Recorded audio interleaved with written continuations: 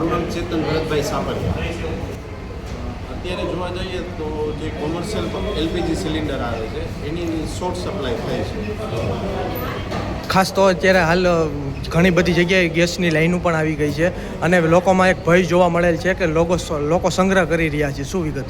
ના, અત્યારે સંગ્રહ કરવાની જરૂર નથી રાજકોટમાં સ્પેશિયલ, કારણ કે લગભગ 60% રેસ્ટોરન્ટ પાસે તો ગેસની લાઈન છે અને એમાં એ લોકો સપ્લાય જેટલી જરૂર છે એટલી કન્ટિન્યુ રાખેલી જ છે. એમાં કાંઈ હજી શોર્ટ સપ્લાય કે એમની તરફથી કંઈ નોટિફિકેશન આવેલું નથી.